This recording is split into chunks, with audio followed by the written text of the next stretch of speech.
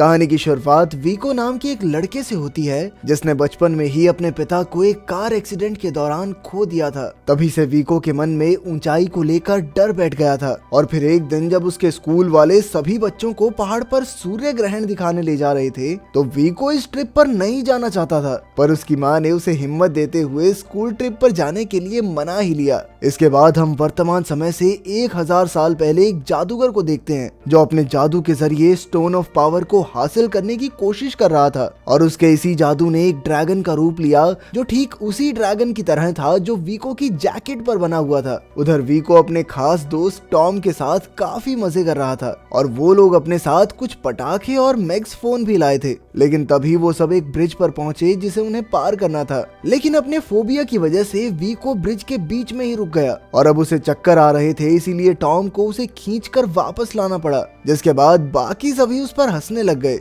बेचारे वीको को बहुत ज्यादा बेइज्जती महसूस हो रही थी और इसीलिए वो वहां से भागकर एक चट्टान के पास आ गया। जल्द ही उसका पीछा करते हुए टॉम भी वहां पहुंच गया। टॉम अपने दोस्त का मूड ठीक करना चाहता था, पर उसी वक्त अचानक से सूर्य ग्रहण का समय हो गया और उस पूरी जगह में एक बहुत तेज भूकंप आया, जिसके चलते टॉम का पैर फिसल गया। वो तो सीधा नीचे गिरने वाला था, लेकिन फिर ऐन वक्त पर उसने चट्टान को पकड़कर खुद को बचा लिया। लेकिन वो ज्यादा देर तक ऐसे नहीं रुक सकता था। उधर वीको अपने दोस्त की मदद तो करना चाहता था, पर अपने डर की वजह से वो आगे नहीं बढ़ पा रहा था। पर तभी एक अनजान पोर्टल ने नीचे से आकर उसे अंदर खींच लिया। जब वीको वापस खड़ा हुआ तो वो बिल्कुल उसी जगह पर खड़ा था, लेकिन अब समय बदल चुका था। वो पता नहीं कैसे 1000 साल पुरानी दुनिया में पहुंच गया था। उधर पास ही में ओलिश्को नाम का एक लड़का अपने प्यार के लिए फूल चुनने में व्यस्त था, पर तभी अचानक कुछ सैनिकों ने उसके ऊपर हमला कर दिया। ओलिश्को के लिए उन सभी को हराना काफी आसान था, पर तभी उनका लीडर एंडाल्को भी वहां पहुंच गया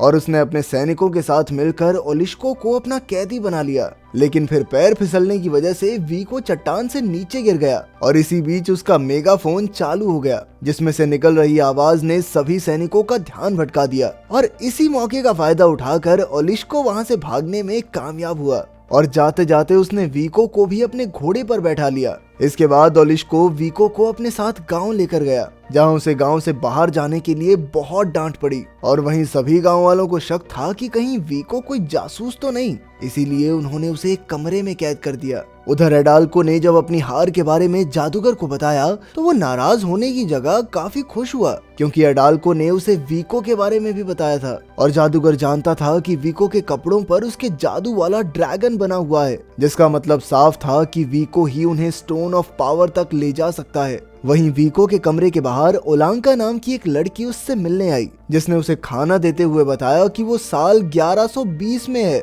लेकिन वीको के कुछ और पूछने से पहले ओलिश्को वहां आ गया, जो उसे एक परीक्षा के लिए अपने साथ ले गया। दरअसल वो उसे नदी में फेंकने वाले थे, जहां वाटर स्पिरिट्स ये टेस्ट करेंगी कि वो जासूस तो नहीं है। पानी में जाते ही वीको को लग रहा था कि शायद वो बच नहीं पाएगा, पर तभी वाटर स्पिरिट्स ने उसे उठाकर बाहर फेंक दिया, जिसका मतलब ये था कि उसका मन साफ है, वो कोई जासूस वासूस नहीं है। इसके बाद वीको को गांव के लीडर्स के साथ अच्छे से मिलने का मौका मिला, जिसमें ऑक्सी, इलियाना और डॉब्रिन्या शामिल थे, जिनसे मिलते ही वीको को तुरंत याद आ गया कि भाई इनके बारे में तो किताबों में पढ़ाते हैं हमारी। पर उन्हें वीको के भविष्य से होने वाली बात पर अभी भी भरोसा नहीं हो रहा था, इसलिए वीको ने अपने मेगाफोन को दिखाते हुए उन्हें अपनी बात पर विश्वास करवाने की कोशिश की, जिसके बाद ऑक्सी ने उसे जल्द ही वापस उसकी दुनिया में भेजने का वादा किया। बाद में ऑक्सी ने वीको को बताया कि उसके पास वापस जाने के 2 तरीके हैं, या तो वो दोबारा सूर्य ग्रहण होने का इंतजार करे या फिर किसी जादूगर की मदद से उस पोर्टल को जबरदस्ती खोलने का तरीका ढूंढे। ओलिश्को जानता था कि जादूगर मेज किसी की भी मदद करने से पहले उसकी परीक्षा लेता था, इसलिए वीको ने ओलिश्को के साथ एक डील की, जिसके मुताबिक ओलिश्को मेज के सामने जाने के लिए वीको को तैयार करेगा और इसके बदले में वीको ने उसे अपना मेगाफोन देने का वादा किया।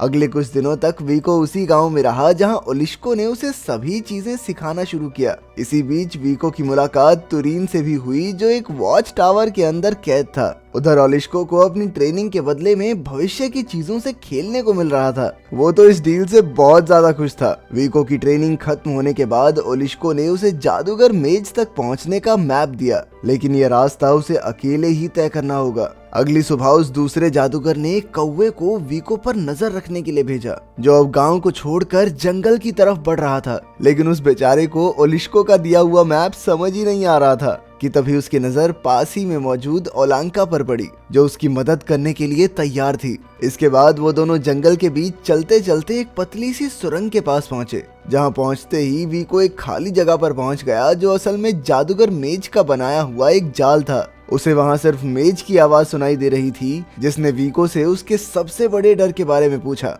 और उसके पास सच बोलने के अलावा और कोई चारा नहीं था। वीको ने तुरंत ही अपने बचपन की कहानी बताते हुए अपने डर के बारे में मेज को बताया, जो वीको की ईमानदारी से खुश होकर उसे स्टोन ऑफ पावर तक पहुंचने का रास्ता बताने को तैयार हो गया। इसके बाद मेज ने उसे बताया कि उसे स्टोन ऑफ पावर एक ऐसी जगह मिलेगा जहां विंगलेस अपना घोंसला बनाते हों, और वहां तक पहुंचने के लिए उसे हवा की जरूरत होगी, और वो काम सिर्फ तभी करेगा जब दो दिल एक साथ जुड़ेंगे। इसके तुरंत बाद ही वीको वापस जंगल में पहुंच गया, जहां पता चला कि ओलांका के हिसाब से तो वीको कभी उसे छोड़कर गया ही नहीं। इसके बाद वीको ने ओलांका को मेज की पहेली सुनाई, और उसके मुताबिक उन्हें स्टोन ऑफ पावर एक खास गांव में मिलने वाला था। कुछ देर बाद ही वो लोग वहां पहुंच गए, और वीको ने उस पत्थर को ढूंढने के लिए एक खास पतंग बनाई, जो सीधा जाकर तालाब में गिर गई। जिसके बाद वीको ने भी तुरंत उस तालाब में छलांग लगा दी, और थोड़ी ही देर बाद उसे स्टोन ऑफ पावर मिल भी गया। लेकिन जादूगर के भेजे हुए कौवे ने भी ये नजारा देख लिया था,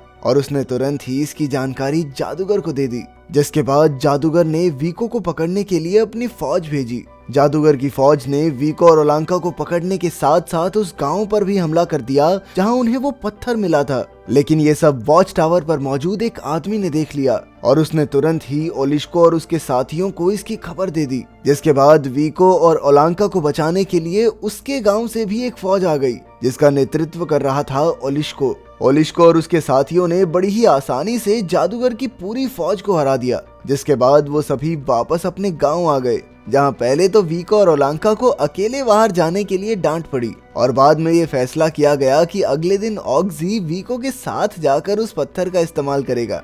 वहीं दूसरी ओर एंडाल को जादूगर के ऊपर बहुत ज्यादा गुस्सा था, क्योंकि जादूगर की वजह से उसकी पूरी एक फौज की टुकड़ी खत्म हो गई थी। अगली सुबह वीको और ऑक्सी उस चट्टान के पास तो पहुंचे, पर उसका कोई फायदा नहीं हुआ। जिसके बाद ऑक्सी का मानना था कि उन्हें बरसात शुरू होने तक इंतजार करना पड़ेगा, क्योंकि स्टोन ऑफ पावर का देवता बारिश का देवता भी था। गांव वापस आने के बाद वीको ने देखा कि ऑक्सी एक फ्लाइंग मशीन बनाने की कोशिश कर रहा था, और इसमें वीको ने भी उसकी मदद करना शुरू कर दिया। उस दिन के बाद वीको अक्सर ऑक्सी के साथ ही काम करता रहता था, पर वो बीच बीच में ओलांका के साथ भी समय गुजारता। उधर वो जादूगर एक और जादू तैयार करने में लगा हुआ था, पर इसी बीच इलियाना और डोब्रिन्या ने एक क्यूमन सैनिक को पकड़ा, जिसने उन्हें बताया कि एंडाल को स्टोन ऑफ पावर के बारे में जानता है। जिसके बाद उन सब ने मिलकर उस पत्थर को छुपाने का फैसला किया। ऑक्सी के मुताबिक वॉच टावर सबसे सुरक्षित जगह थी, पर वीको इतनी ऊपर जाने के लिए तैयार नहीं था।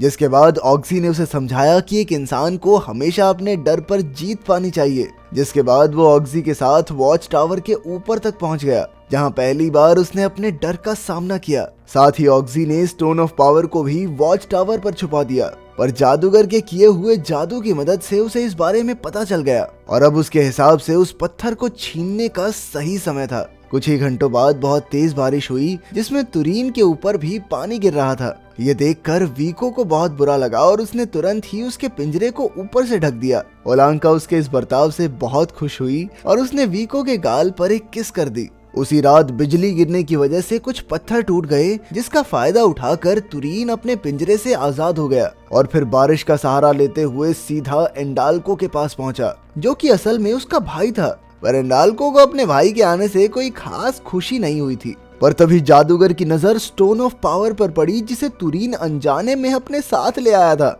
लेकिन उस पत्थर की शक्तियां अभी भी सो रही थी। जादूगर की लाख कोशिशों के बाद भी वो उसका इस्तेमाल नहीं कर पाया, और फिर उसने एंडाल्को को बताया कि उन्हें इस पत्थर का इस्तेमाल करने के लिए वीको की जरूरत है। अगली सुबह वीको और उसके पूरे गांव को भी तुरीन के भागने की खबर मिल गई, और साथ ही उन्हें पता चला कि वो अपने साथ स्टोन ऑफ पावर को भी ले गया था। लेकिन कूमन पर सीधा हमला करने का कोई फायदा नहीं था, इसीलिए ऑक्सी और वीको ने और जान लगाकर अपनी फ्लाइंग मशीन को पूरा करना शुरू किया। अगले दिन जब ऑक्सी और ओलांका किसी काम से बाहर गए तो एंडाल्को के आदमियों ने उन पर हमला कर दिया, जिसमें वो ओलांका को उठाकर ले जाने में कामयाब हो गए। उसे बचाने के चक्कर में ऑक्सी भी बहुत घायल हो गया, पर फिर भी उसने मरने से पहले किसी तरह गांव पहुंचकर ओलांका के साथ हुए हादसे के बारे में वीको को बता दिया। उधर एंडाल्को ने भी एक संदेश भेजकर वीको को अपने पास बुलाया। वीको को कुछ समझ नहीं आ रहा था, लेकिन फिर भी उसने ओलांका को बचाने के लिए एंडाल्को के पास जाने का फैसला किया। वहां पहुंचते ही एंडाल्को ने उसे स्टोन ऑफ पावर का इस्तेमाल करने को कहा, पर असल में वीको को खुद भी उस पत्थर का इस्तेमाल करना कहाँ आता था। पर फिर भी उसने एंडाल्को को चकमा देने के लिए अपने बैग से पटाखे निकालकर झूठे मंत्र पढ़ने शुरू कर दिए, जिसके बाद उसने पटाखों को सैनिकों पर फेंक दिया, जिस वजह से वहां भगदड़ मच गई। वीको इस मौके का फायदा उठाकर ओलांका के साथ वहां से भागना चाहता था, पर ऐन वक्त पर एंडाल्को ने उसे फिर से पकड़ लिया और फिर उन्होंने उसे अपनी जान बचाने का एक आखिरी मौका दिया। जिसके बाद वीको ने अपना सारा दिमाग उस पहेली को सुलझाने में लगा दिया और थोड़ी देर सोचने के बाद उसने ओलांका को अपने पास बुलाया। और जैसे ही उन दोनों ने उस पत्थर को एक साथ पकड़ा तो उस पत्थर की शक्तियां फिर से जाग उठी। इसके बाद जादूगर उस पत्थर को लेकर अपनी फौज को बहुत ज्यादा ताकतवर बनाने चला गया और वहीं एंडाल्को ने तुरीन को वीको और ओलांका को मारने का हुक्म दिया। लेकिन तुरीन को अभी भी वीको का उसके साथ किया हुआ अच्छा बर्ताव याद था, इसीलिए वो उसे मारना नहीं चाहता था। तो उसने वीको और ओलांका को एक घोड़े पर बैठाकर वहां से भगा दिया, जिसके बाद एंडाल्को ने तुरीन को गद्दार घोषित करके खत्म कर दिया। अगली सुबह वीको और ओलांका ने अपने गांव पर होने वाले हमले के बारे में सबको सावधान तो कर दिया, पर उनकी फौज चाहकर भी कुछ नहीं कर सकती थी, क्योंकि कुमन आर्मी के साथ इस बार एक स्टोन मॉन्स्टर भी था, जिसे हराना बहुत ही ज्यादा मुश्किल होने वाला था। इस मॉन्स्टर को जादूगर एक छड़ी से काबू कर रहा था, पर तभी ओलिस्को को एक आइडिया आया और वो उस मॉन्स्टर के हमलों से बचते हुए उसे लेक के किनारे पर ले गया, जहां ओलिस्को पर हमला करते हुए वो उस लेक में गिर गया, जिसके बाद वाटर स्पिरिट्स ने उसे वहीं कैद कर लिया। अचानक से एक बार फिर से सूर्य ग्रहण का समय आ गया था और वीको तुरंत ही एक घोड़े पर बैठकर उस चट्टान की तरफ निकल गया। उधर एंडाल्को ने अपनी फौज को पूरी ताकत से गांव पर हमला करने को कहा, पर वहीं दूसरी तरफ सभी गांव वाले एक साथ मिलकर कुमन आर्मी पर भारी पड़ रहे थे। अपनी हार को टालने के लिए एंडाल्को ने वापस जाने का फैसला किया, लेकिन उस जादूगर की ईगो बीच में आ गई। वो हार मानने को तैयार नहीं था और उसने किसी तरह एक बार फिर से स्टोन मॉन्स्टर को पानी से बाहर निकाल ही लिया। उस मॉन्स्टर को गांव की तरफ बढ़ता देखकर वीको ने वहीं रुककर गांव वालों की मदद करने का फैसला किया। इसके बाद वो ओलिस्को की मदद से वॉच टावर पर चढ़ा और फिर उसने ऑक्सी और अपनी बनाई हुई फ्लाइंग मशीन से एक उड़ान भरी, जिसकी मदद से वो उस चट्टान पर पहुंच गया जहां से जादूगर उस मॉन्स्टर को चला रहा था। वहां पहुंचकर वीको ने तुरंत ही जादूगर को चट्टान से नीचे गिरा दिया और अब स्टोन ऑफ पावर का मालिक वो खुद था। लेकिन तभी एंडाल्को भी वहां पहुंच गया। वीको जानता था कि वो एंडाल्को का सामना नहीं कर पाएगा, इसीलिए उसने पत्थर को लेक में फेंक दिया, जिसके पानी में जाते ही वो स्टोन मॉन्स्टर टूट गया। उसकी इस हरकत से गुस्साए एंडाल्को ने वीको को मारने की कोशिश की, लेकिन ऐन वक्त पर ओलिस्को ने वहां पहुंचकर वीको को बचा लिया। पर अभी भी उनका काम पूरा नहीं हुआ था, क्योंकि सूर्य ग्रहण खत्म होने ही वाला था। इसीलिए ओलिस्को वीको को लेकर तुरंत ही उस चट्टान के पास पहुंचा, जहां उन्हें वो पोर्टल मिला जिसमें से वीको आया था। पर जाने से पहले ओलांका ने हमेशा वीको का इंतजार करने का वादा किया और जैसे ही वीको उस पोर्टल में घुसा तो वो सीधा उसी समय में पहुंच गया जब उसका दोस्त टॉम नीचे लटक रहा था और इस बार वीको ने उसे बचा लिया, जिसके बाद वो अपनी क्लास का हीरो बन गया। बाकी सब तो ठीक है यार, मुझे ओलांका के लिए बुरा लग रहा है। अगर वीडियो पसंद आई तो लाइक कर देना, चैनल को सब्सक्राइब कर देना। मिलते हैं अगली वीडियो में।